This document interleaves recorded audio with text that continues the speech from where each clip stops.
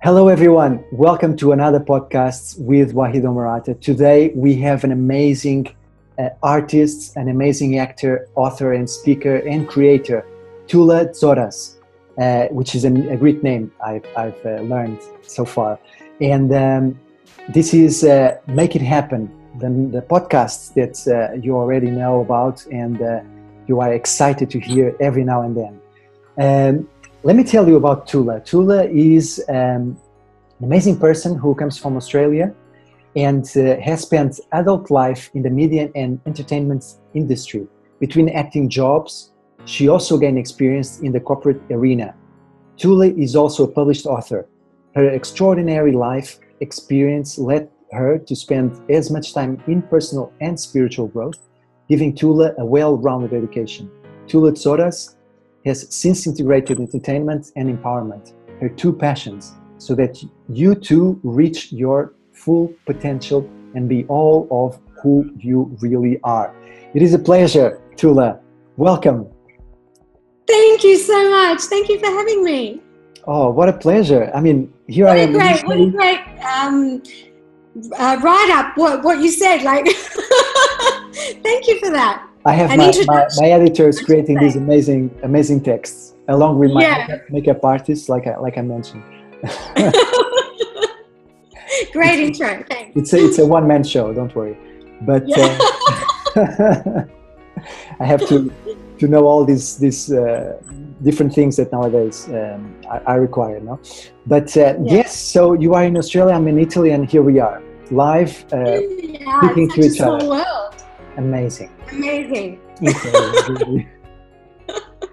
Incredible. So I heard of this amazing name called Areti. Am I pronouncing it correctly?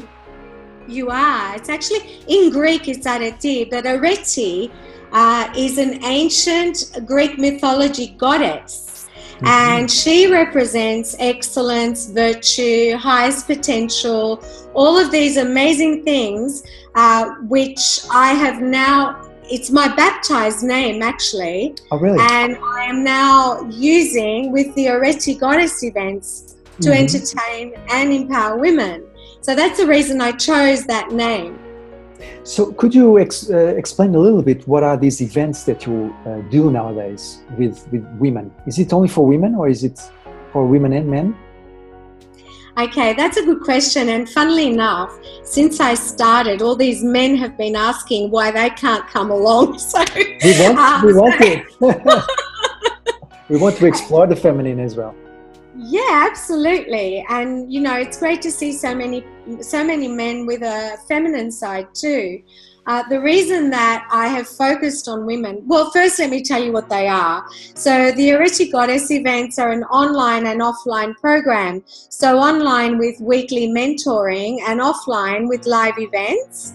And what they are based on is boosting self-worth, which is our number one inescapable issue. None of us escape negative feedback, unfortunately.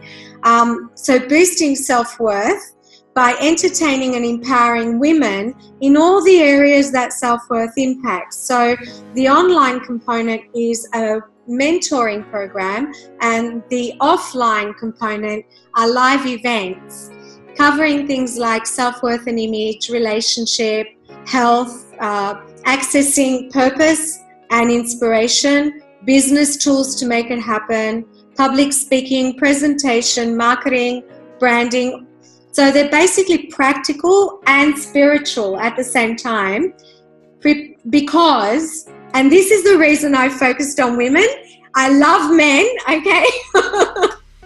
The reason I focused on women is because I had this inspiration. And when I researched women in Australia, I was actually horrified at the statistics. Unfortunately, half of our middle-aged women in Australia are aging in poverty, and these figures are rising.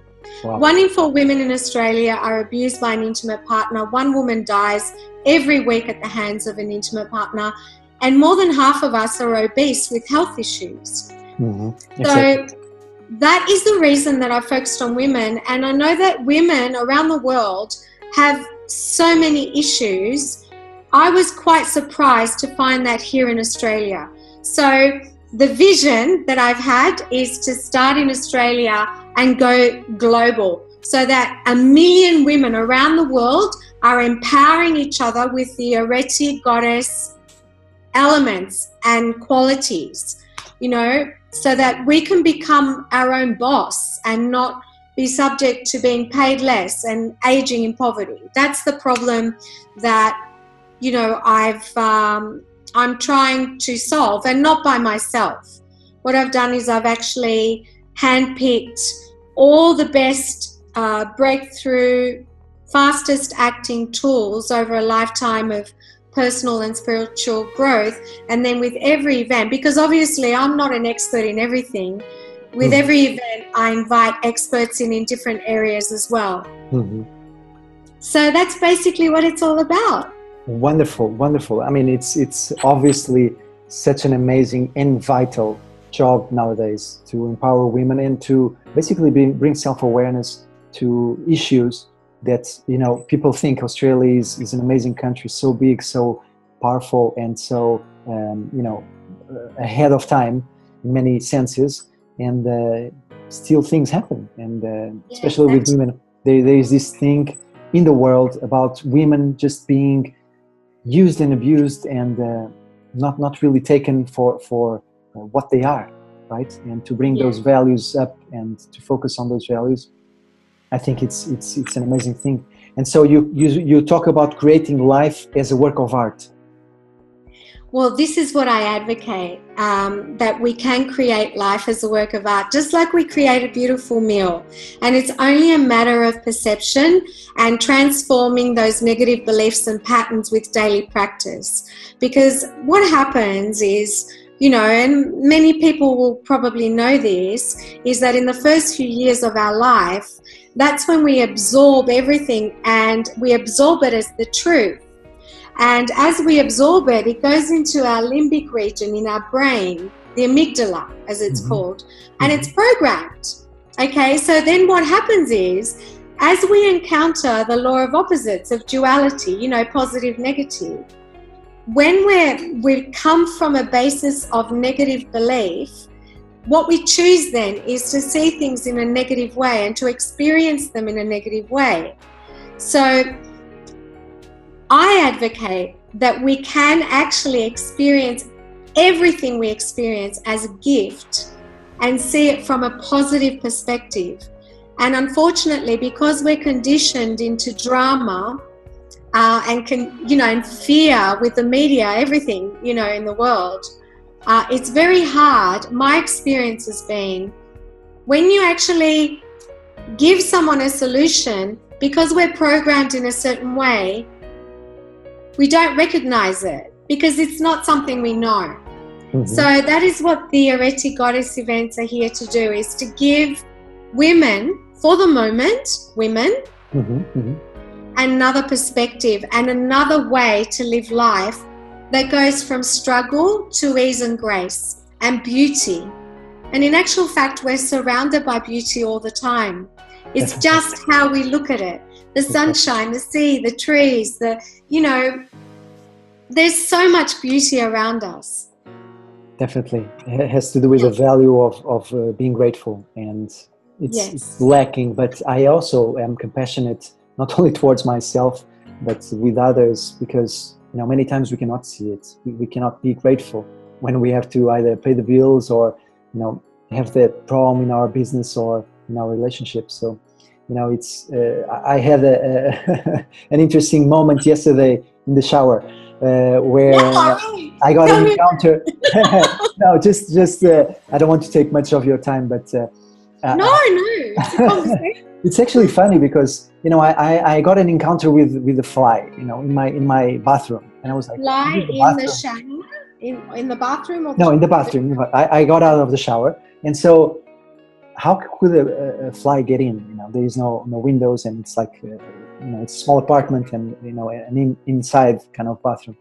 But anyway, I my first thought of cleanliness was like, don't get close because I just got a shower. I don't want to get dirty or something similar. But then I said, is this my thoughts against the fly or towards the fly? what if the fly, and that's when I stroked me, what if the fly was the last being on earth alive except me? I would feel amazingly grateful to have a fly come buzz on my ear, or even a mosquito wanting to bite me and suck my blood, because there is this sense of gratitude. Okay, there is another alive being. Okay, of course, this is a small anecdote, and my point is, even in a fly buzzing around you, you can find gratefulness and right. gratitude. So I believe that every experience we have is an actual gift, even if it comes down to abuse or really heavy things that we go through, even things like anxiety. What do those experiences do for us? They put us on a trajectory to find healing, to find solutions, and those solutions and that healing is the gift, and it makes us into the people that we are today, for which we can only be grateful. Definitely. So absolutely, everything I think is a gift. This is why I also love coaching in a broader sense, even because as a coach, you are able to actually look at the past, acknowledge the past, take the lessons from the past, and move on to the future. Because we cannot, we can't, it's a bit of a strong word, but we can sort of, putting it in the positive way, look at the present or the past as tools to actually create the foundations for us to build the life of our dreams. And I'm totally into dreams. It sounds like cliche and many times sort of airy-fairy, but I really do believe that we can create our dreams. And if it's not that case, then we will never be the greatest gift that we can be to the world and to everyone that lives in the world. Well, actually, I believe, and I don't think I'm the only one, that our only limit is our own imagination. If we didn't have imagination, how would we fly a plane or sail a ship or travel to the stars? That all comes from imagination. Our dreams are the only limits we have, and they're unlimited. So absolutely, I agree. And it's wonderful that you work with women in terms of belief systems, for instance, because that's, for me, the reason number one why people do not go further. It's because they believe, like you say, there is so much information gathered in childhood that it's like, stuck in the amygdala and doesn't let the other parts of the brain to actually work in order to help you achieve what you want to achieve. So breaking those... Sorry. So what happens is, because that happens in childhood, then we choose experiences, negative experiences. Even though every negative has a silver lining, a positive, we choose negative experiences to affirm those beliefs. Exactly. So we keep affirming them, Exactly. Yeah. So one of the tools that I actually used a lot when I, started when I was 25, and I went to India for 1 year, and I stayed there, and I completely fell in love with not only like Ayurvedic massage, but a lot of different types of meditation. So how do you integrate like spirituality and spiritual growth into your work? Okay. Well, for instance, with these events, they are both practical, giving women practical tools, and spiritual. So in actual fact, even though we have modalities like NLP, which is neuro-linguistic programming, a lot of the qualities, and what I do with mentoring is actually put spiritual values to practice in the mentoring that I do. So that's how I incorporate the way that the program is designed, the spiritual with the practical. And in actual fact, it's not the first time. I also did that with my book, The Truth About Acting. Being a professional actor, I published a book about acting. And in that book, it's merging spirituality with acting, because in actual fact, everything comes down to that. It comes down to spiritual values and qualities. And that is what is going to save our world, Yes. But the other thing too is that I'm doing with these particular events, the Areti Goddess Events, is incorporating entertainment, because we also forget to have fun. Oh, definitely. And we all get bogged down by responsibility and obligation. We forget to have fun and to connect with our child. Exactly. Yeah. Exactly. I mean, I learned a lot of things, for instance, in India, and one of them is the celebration part, that many times is forgotten. And with music, with live playing live instruments, and basically being with other people in that kind of energy rather than being in a disco. I'm not speaking about those kind of sort of parties, but I'm speaking about real celebration. And it doesn't have to even include alcohol or any sort of drugs. The simple sheer delight of sharing moments with other people, and involving with dancing and moving and music. I mean, it's a perfect combination. I call that magic. Oh yes, definitely. Magic. That's magic. I can see it in your eyes. That's sparkle. That sparkling energy coming out of your and magic is everywhere, actually. Yes, definitely. And I think the most important thing, and I'm sure you are able to do that. I can feel it that you are able to do that in your events, is to actually bring people to the belief and to a decision inside that they say, okay, I'm really going to go for celebration, for setting myself for success, and being really happy. People don't believe that sometimes they actually deserve being happy. It's also a very big limiting belief system, very strong, very deep-rooted. They don't. And happiness is actually a choice. That's exactly what I believe. So you cannot expect happiness to knock at your door one day and say, "Look, here I am. I'm here forever now. I'm yours, truly yours." I think that a lot of us suffer from destination addiction. I'll be happy when this happens. I'll be happy if I have that. I'll be happy if I do that. As long as we have that destination addiction, we will never be happy. Mm-hmm. We have to be happy with what we have and what we are right now. And what I mean when I speak about dreams, what I actually mean is actually creating a life, not that you feel proud of or that you feel successful about, but actually that you feel happy about, that brings excitement every day. And I can tell you, I've been living like this, especially on the last months, because I started really putting into practice what I absolutely love. And that shines through. It's like I can see where you're coming from, because the practice is what creates the reality. The execution, the hands-on, hands in the mud, and making it happen. It's no wonder that we have connected at this particular moment. Then definitely, because I started this year as well. Oh, wow. Yeah. Amazing. Yeah. Wow. So it's totally fresh and bubbling with sparkling energy. Yeah. With magical energy. Amazing. So that's the reason we've connected. There's always a reason, isn't there? So you're planning to... Sorry. Mm-hmm. What I was going to say on what you were talking about is, I think we try to solve problems with what we know and what we have. And it's not until we come to a place where we can honestly scream from the rooftops, "I've had enough," and realize that there may be a different way that we make that decision to make a change. You mentioned not only, but you already spoke 2 times about what Einstein said, which is your imagination is not even the limit, so speaking. You can go beyond your imagination. But the other thing is, you cannot change reality with what you learned from the past and took it as your reality, so speaking.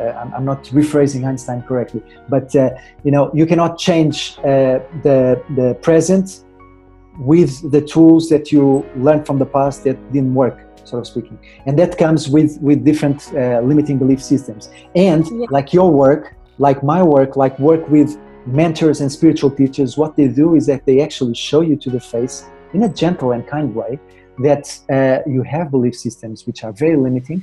You are not going out of your comfort zone. You're not setting yourself for success. And so once I started realizing this, look, I'm having meetings every day with people, not only like you, but mentors, life coaches, and sort of gurus that, I'm learning every minute of the day with. And I'm stretching my mind, my imagination, my comfort zone to really go forward and put myself in the danger zone so that I actually can either be very successful or be very unsuccessful. But at least I'm doing it, and I'm saying, whatever mentality I used in the past it didn't work. Well, there are three things that I want to say about what you've been talking about. One is, we don't know what we don't know. That's one. Okay. The second thing is, when we train in sport, when we go into business, in several areas, we actually employ coaches. We need coaches. So why wouldn't we need coaches when it comes to our own personal, spiritual, professional growth? We do need coaches. Definitely. The third thing that I wanted to mention is, when you keep doing the same things, expecting different results, do you know what the definition to that is? No. When you keep doing the same things with what you know, expecting different results, the definition is insanity. Mm-hmm. That is the definition, the actual definition of insanity. Doing the same thing, expecting different results. Exactly. It's like pressing the key on the computer, the same key, and asking it to do different things. It doesn't happen. It won't happen. No, but I think sometimes people have to demystify the word also coach, because coach is just another way of saying teacher, but actually it's not a different way to say therapist. So it's not like we're trying to make create a space of therapy. We are just trying to share the message and share our knowledge. I often think about either you are a Mozart. And even Mozart had teachers in the beginning. Either you have Mozart, either you are a Mozart, or you will always need someone to teach you how to play the piano. Mm. And there is nothing wrong with it. One of the main things of insanity is actually the ego. Because the ego is the first one that says, if I cannot do it by myself, then I'm not able to do it in the long run. I'm not confident. I don't think I can manage. All these kind of belief systems come up and just block you. Yeah. So the ego is a big killer, I think. Yeah. The ego is our biggest enemy. Yes. But it can be our biggest friend, biggest ally. And a healthy. I also believe that.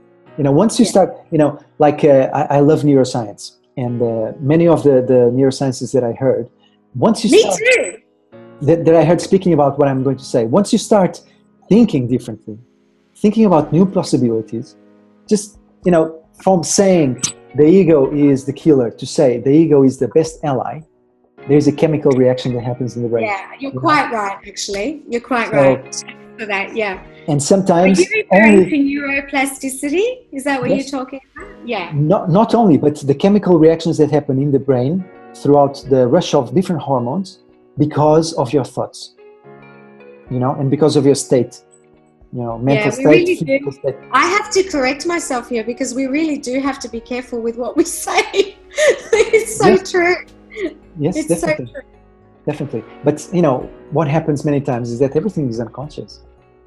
Yeah. All the limiting belief systems. And this is another thing that, for instance, teachers or spiritual teachers or mentors are so able to pinpoint and tell you on the face, look, you are doing this to yourself. Can you realize it? And many times it takes, maybe years to realize. And that's the thing too, is like people can go to therapy and get it cognitively, intellectually. But what happens on a cellular and energetic level can still keep running those same old patterns. So a lot of it is unconscious. Absolutely. So in a practical sense, I'm curious to know which kind of sort of spiritual tools do you use in your events and with the people that you work with? Would you like to share that with our listeners? Yeah, of course. So basically, all of the events have a component of meditation. Mm-hmm. And also, you know, I advocate yoga because yoga is so healing on so many in so many ways. Like it releases cellular trauma. It is good for anxiety because it promotes breathing. It heals organs. It makes the body stronger. And then other, you know, spiritual values, like, for instance, practicing non-judgment. Even if we can start by practicing non-judgment for half an hour in a day, sitting in silence and listening to ourselves and getting to know ourselves, practicing compassion and kindness, being grateful, you know, gratitude, all those spiritual values in different ways. Like in relationship, you know, I think my biggest, probably in all my learning and experience, I think Don Miguel Ruiz says it the best with the 4 agreements, and these are agreements we make with ourselves, and they are the impeccable word: never speaking badly about yourself or someone else.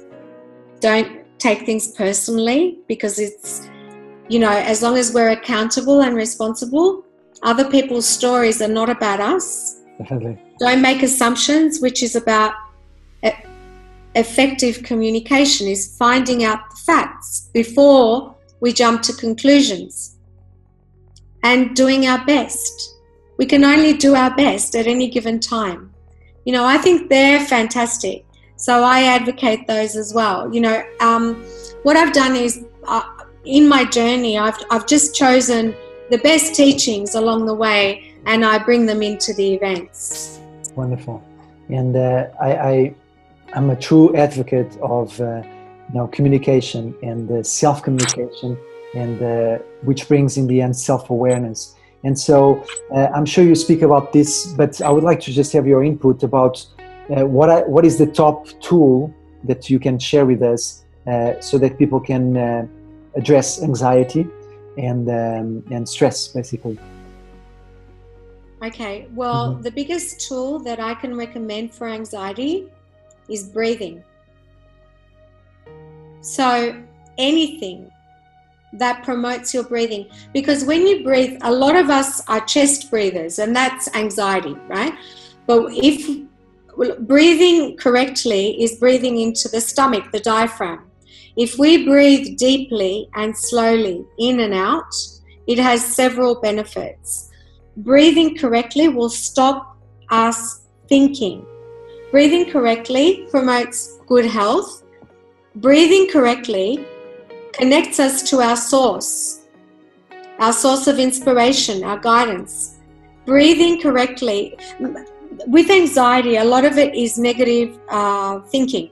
So basically, anything that promotes breathing, like yoga, anything that increases your heart rate and promotes breathing, that is the biggest tool I have to share for anxiety. And in actual fact, I have an article published in 2 magazines on tips to overcome anxiety, and I'm happy to share that. Wonderful. If people, how can they get in touch with me? On well, you are everywhere, so it's not very difficult. Facebook, or, you know, if you contact me, I'm happy to send you that article. So that's on anxiety. That's my biggest tip. Yeah. Okay. I think many times people are not aware, because I'm fascinated not only with neuroscience, but with the whole functioning of the body in a holistic way.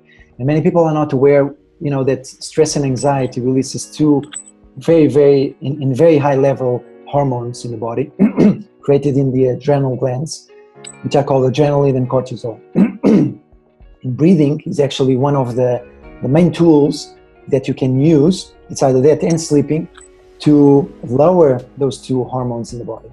And once they are balanced, there's a natural sorry, a natural harmony inside the body. Yeah. And I speak about this a lot in what I call the 4 foundations of holistic health, which are, for me, the 4 pillars to anything. You know, when I start working with someone, I always ask, how are you with these 4 aspects of your life? And I can share that with you. You know, it's yes, I'd love that. It's for me. You know, if you want a successful life in your business, in your relationships, in your health, in your mental health, in your physical health, if you don't have these 4 elements in balance, then you are set up for failure. And I'm sorry to put it in this way, because, you know, it's vital. You know, the first one is actually a balanced diet. And I'm a true advocate of vegetarianism and plant-based diet, which I've been practicing for 20 years. And it's has been so transforming. It started for spiritual reasons, actually, not because I only love animals, but more for spiritual reasons. The second one is exercise. You know, it's so vital with breathing to bring enough oxygen to the body, to bring enough vital energy that allows the body to function in this optimal way. And you know, what is the main food for the most and biggest muscle in our body is oxygen, which is the brain. You know, the brain feeds. You know, actually cures all disease as well. Exactly. And then the third one is actually sleep, having a good night's rest. It's vital, and there are several tips that I give in several of the online workshops that I have. I have several online workshops. And you know, anytime I speak to a client, you know, how many hours do you sleep, by the way? Well, actually, what time do you go to bed? What time do you wake up? On Saturdays and Sundays. You know, so there's a pattern. You know, the brain is a muscle, and as any muscle, needs to be trained. And if it's not trained in the right way, it won't execute in the best way. So the brain needs a schedule, needs a structure. And so this is what you can give. And the fourth one is your water intake. What's that? Water intake. So water. Yeah. So it's not fluids even. It's how much water do you drink per day? How do you keep your body hydrated? And how many liters do you actually drink? Because I had twice kidney stone problems, and you know, at a young age, you know, it's genetic, I guess. And so I worked with urologists, and they told me, you know, it's not about how many fluids or the quantity of fluids you drink per day. People say, oh, I drink my coffees and my teas, and altogether I drink maybe like a liter or a bit more. But it's not about that. It's actually drinking water. And I once saw a scientist from Russia, and he said the best water is actually tap water, but with a big twist. But with a big twist, used with a filter. So they actually, the filter that I use is actually from Greece, and it's a ceramic filter. And basically, it removes not only several bacteria, viruses, you know, whatever you find in the water, but it reduces other things like chlorine and fluoride as well, and you know, many other things. And so they say, you know, tap water is the best using a filter, because if you think about it, bottled water is water that stays in the bottles for many years. If it's plastic releases fumes. Plastic is But it's cancerous. very good for your health. So, you know, the best one is actually tap water or bottled water with glass bottles. So, yeah, having these four things in mind always is a must to me. And if people say, oh, I feel tired, or I cannot focus, or I lack motivation, how is these four things? Put them into practice first and then see what happens. I have an invitation for you. Really? Wow. Yeah. Am I going to Australia? Our next event is Super Health. Oh, really?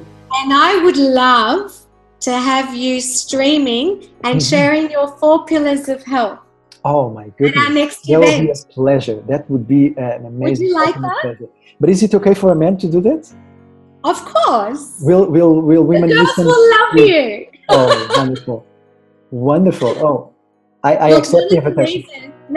I'll share something with you. Okay. One of the reasons that I am so focused on health is that many years ago, I collapsed. All of my organs shut down, and I collapsed. and I was diagnosed with chronic fatigue syndrome, which I have been working towards alleviating ever since. So things like sleep, diet, water, all of those, like that is why I'm so passionate about health, because I did too much and I collapsed. So I completely relate to what you're saying. You know, at the age of 22, I became a tennis coach. You know, I went to the Tennis Coach Federation. I was a tennis player for many years, and I really wanted to start teaching. And basically, a big thing happened to my life, which was from an athletic point of view. I understood that if the body is not in ultimate alignment with your absolute strength and power in terms of muscles and brain and hormones, then you will never be able to do anything else in life. And you know, if you think about, you know, the big leaders of the world, they always have, in a way or another, a very balanced lifestyle in terms of exercise, in terms of eating, in terms of sleeping. And you know why? Because they have coaches that sort of force them to do it. You know, they don't have any choice. At that level, unless you are at optimum health. Exactly. Yeah. So you can envision, or you can dream about having an amazing lifestyle. You have an amazing, I don't know what people nowadays, because I'm not so materialistic in that sense, but you know, a car and a house and, you know, dream holidays, and have amazing relationships and having an amazing business if you don't have an amazing health. And people think about the body in terms of physical body, and it's true, but the mental body, the emotional IQ, it's all related to the brain. And this is why neuroscience for me is so fascinating, because once you start tapping in to the hormones that are vital for the brain, such as dopamine, melatonin, which is only created, by the way, or mostly when we need sleep, during your sleep. Yeah, sleep. Yeah. Or serotonin, which creates melatonin as well. Yeah. And how to balance those hormones. I don't know what's happening with my voice today, sorry. And if you are not able to monitor the influx of hormones in your brain, then you get chronic fatigue, or you get overwhelmed. And I've been there. I've been stressed out for the last 6 years until I decided to make a change. And so I really believe that without good health, you know, you're set to. And actually, you know, what you were saying about diet, the gut is the brain. Gut and brain connection. But you know, it happened to me when I was working on my global humanitarian project. Because what happened was I had a vision that was to end poverty and suffering in the world. And then the ideas started downloading. I wasn't sleeping at night. I got a group of volunteers together. I was working with the United Nations because my vision was synonymous to the UNMP. So I was working, you know, for bread and butter. I was working as an actor. I had a group of volunteers working on the project, and I wasn't sleeping at night because I kept, like a radio, I kept getting all these ideas. And on the internet to the UN in the middle of the night in New York, because I'm in Australia. So in effect, I didn't get a good night's sleep for a year, and then I collapsed. That's what happened. I actually went to an energetic healer at the time and didn't say anything. And she said, I don't know what you're doing, but you have the weight of the world on your shoulders. That's what she said to me. Yes. And I can tell you there's a very big misconception about the night owls being tremendously high on EQ and IQ and being the leaders of the world. You know, there's this belief that, you know, high successful people don't need to sleep much, and they are always, you know, on the go and this and that. There's two things that I like to say about that, because, you know, people believe that this is actually true. It can be true because it releases a lot of different hormones that actually makes you totally fired up. And there's also like beverages like coffee and, you know, taurine and other chemicals that can actually boost. Adrenaline. It's adrenaline. Exactly. But I heard many scientists say the opposite, which is what I advocate. Without good sleep, you are set for failure and disease. Because when people keep running on adrenaline, which is what I did, then you get what is called adrenaline fatigue. Exactly. That's what happens. Exactly. And your adrenal glands are totally overwhelmed. And then you have back pain also, you have problems with your spine, and a lot of different issues, definitely. So here you are in the path to rescue relationships. And well, actually, relationship was the last event in the series of 9. Wow. And, you know, the girls thought it was about intimate relationships, but actually every relationship is based on the self, and then we go out to the world. So what is your question? So my question is, how do you actually rescue your relationship, say, towards yourself and towards others? Is it even a concept that it's worthwhile considering the rescuing part, sort of speaking, or is it about being self-aware and taking a decision on how to deal with that relationship? I'm telling this because, you know, many times we are into, sort of karmically speaking, engaged with people which are sort of negative towards our lives, but we cannot break out of the relationship. So is it a matter of rescuing the relationship, meaning healing the relationship with that person, for instance, or basically being clear that separation is the best? Okay. Firstly, I published an article in 2 magazines, and I may have called it Relationship Rescue. However, my current article is Tips to Transform Relationships. Mm-hmm.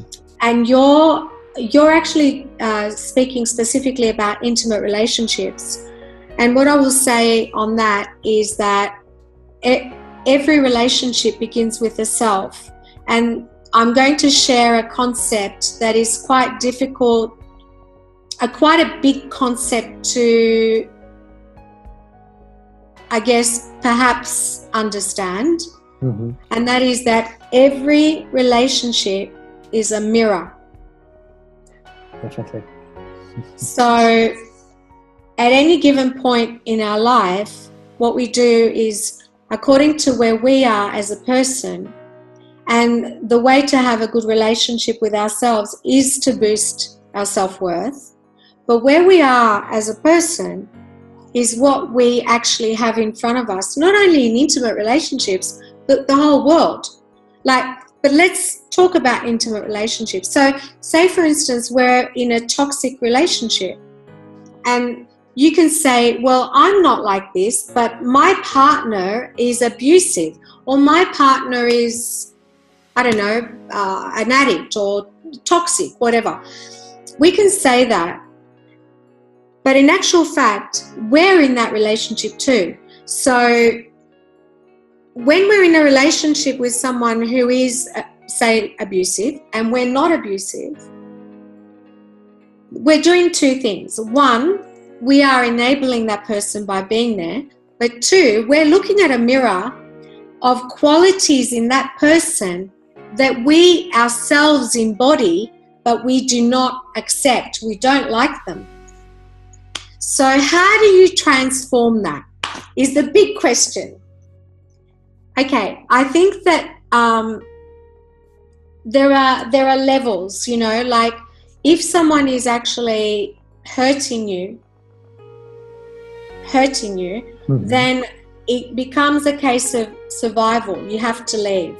Mm-hmm. And unfortunately, many people, I'll say women because I'm a woman, definitely. Many women, what happens in that abuse cycle is that the man will abuse them, but then put the blame on them. So their self-worth is so low that they find it difficult to leave, and they start believing it's their fault. Exactly. Okay, so it isn't that easy, but I think that in a situation that where a person is in danger, you have to leave. What can you do?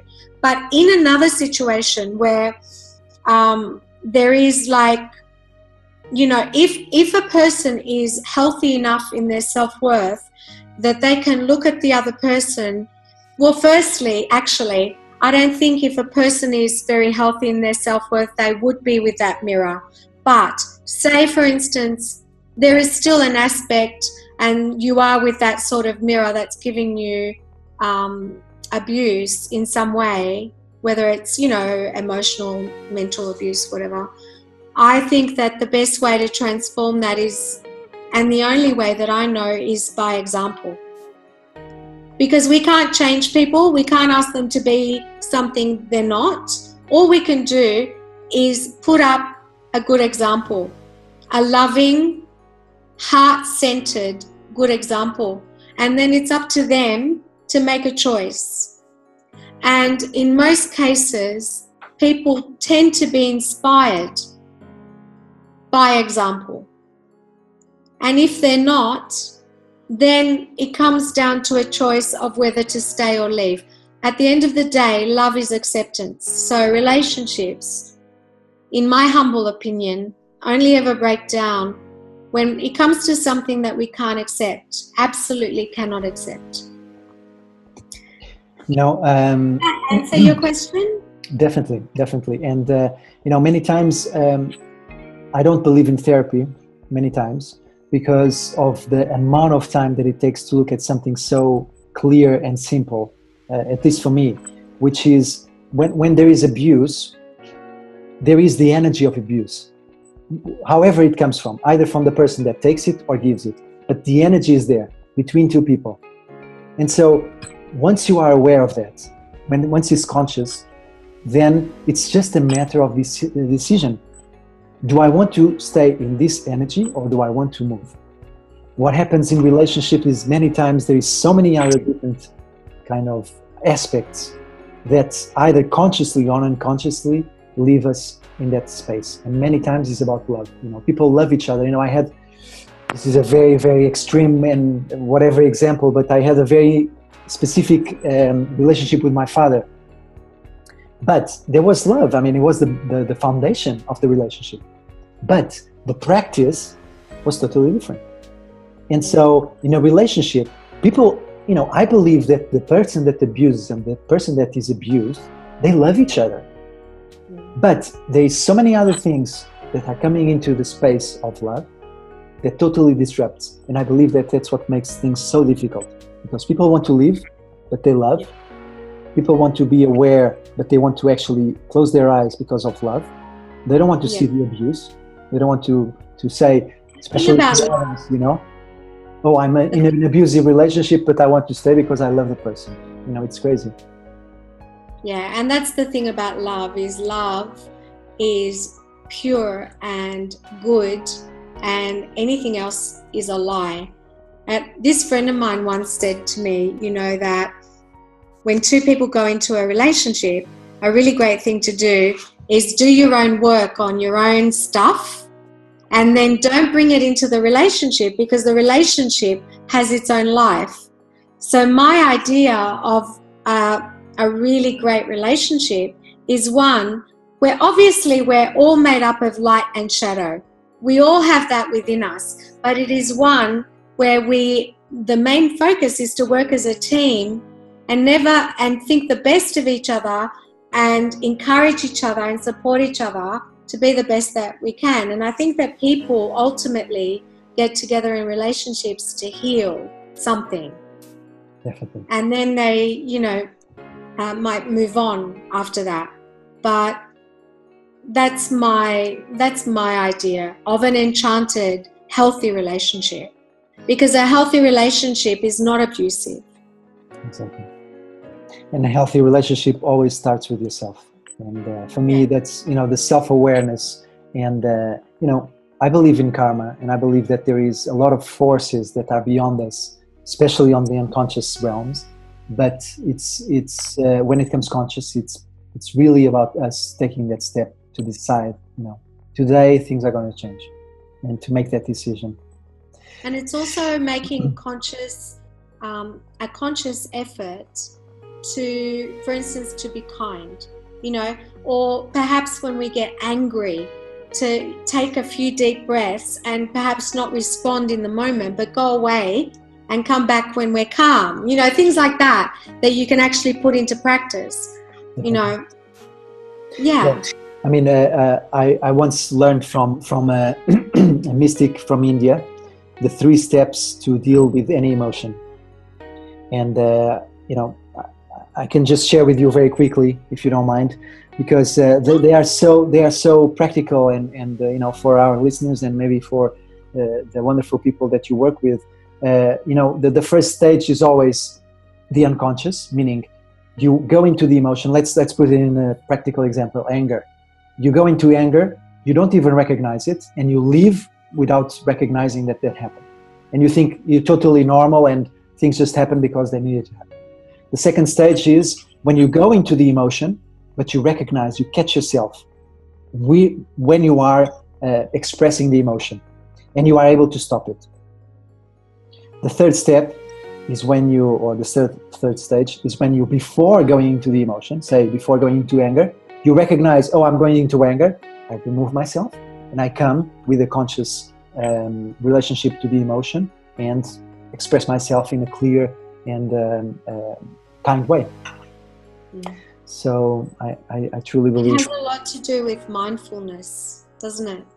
Definitely, and definitely. I was going to say something else which is not totally related, but definitely, you know, the sense of attachment. I wrote a blog a few days ago that I posted about attachment, and you know, it's so, you know, mindfulness is in everything that we do, or can be, if we come from a conscious space. Mm-hmm. Yeah, attachment's another big one, isn't it? We could talk for hours. we could. I'm not sure when to stop, really. I don't know about your commitments, but you know, it's just, wow. Okay, just, you know, it flows and it flies. Well, but maybe we can just come to a closure, and you know, I really am very surprised to have met you and to have learned so many things. I mean, I do basically this podcast in a bit of a selfish way, because I want to learn more and more about how to achieve other things that I believe people are experts in. And so it was really amazing to speak to you.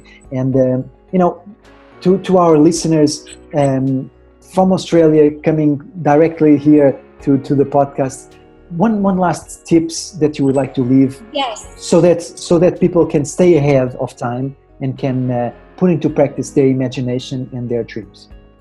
This is the biggest tip that I'm going to share with you right now. Ooh, sounds exciting. That the only thing we can control is ourselves. We cannot control people, places, or things, and what other people think of us is none of our business. That is my tip. I don't know what to say, because it's so true, and there is nothing else to add. It's totally perfect. We finished in perfection. Yeah. We have. Tula, thank you so much for joining the podcast.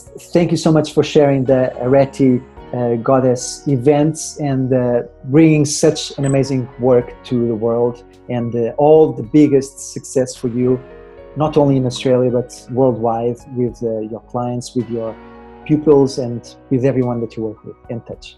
Thank you so much for your beautiful energy.